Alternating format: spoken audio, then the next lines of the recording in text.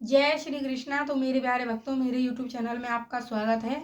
तो बृहस्पति भगवान जो हैं उसका व्रत गुरुवार के दिन करना चाहिए। विष्णु भगवान की पूजा करनी चाहिए।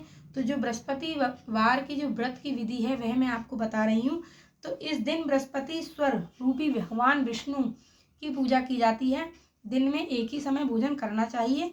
पीले वस्त्र धारण करें और पीले पुष्पों को ही धारण करें। भोजन भी चने की दाल का ही करना चाहिए। नमक नहीं खाना चाहिए। इस व्रत में नमक का निषेध है। नमक तो बिल्कुल ही नहीं खाना चाहिए। पीले रंग का फूल और चने की दाल, पीले कपड़े तथा पीले चंदन से विष्णु भगवान की पूजा करनी चाहिए। पूजन के पश्चात कथा सुननी चाहिए। इस व्रत के करने से बृहस्पति जी अति प्रसन्न होते हैं तथा धन, अन्न और विद्या का लाभ होता है। स्त्रियों के लिए यह व्रत अति आवश्यक है। इस व्रत में केले का पूजन होता है।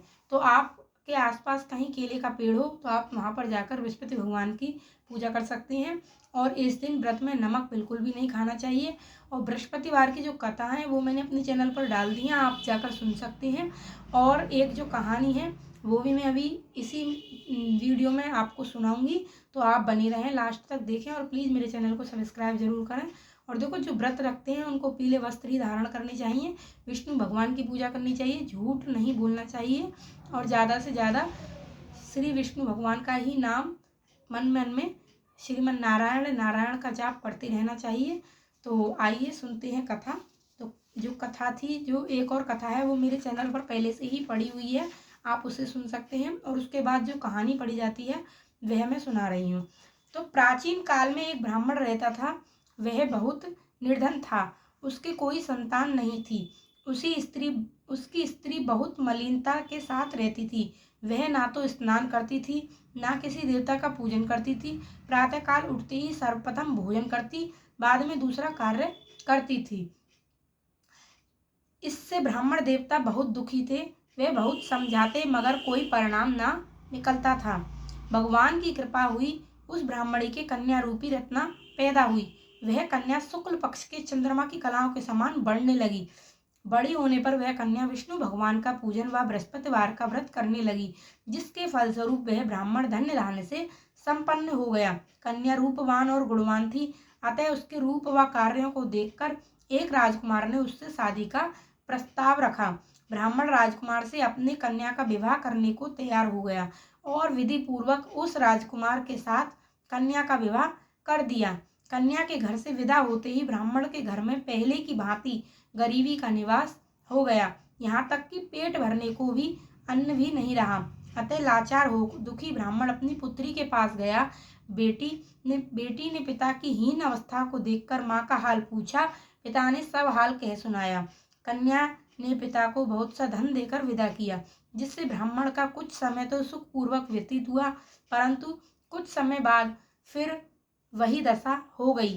ब्राह्मण फिर अपनी कन्या के यहाँ गया तो कन्या ने कहा कि माता जी को यहाँ लिवा लाइए, मैं उन्हें ऐसी विधि बता दूंगी जिससे कि गरीबी से छुटकारा हो जाएगा। ब्राह्मण तुरंत अपनी स्त्री को साथ ले पुत्री के यहाँ पहुंचा।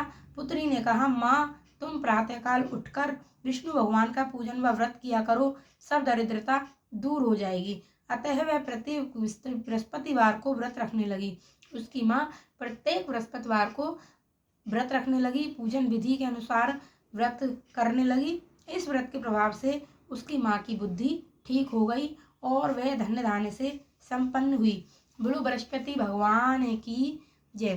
तो देखो, कहा जाता है कि जब हम पूजा पाठ से ज़्यादा जुड़ जाते हैं, ज़्यादा उनमें लीन हो जाते हैं, तो अपने आप ही हमारी बुद्धि जो है ठीक होने लगती है।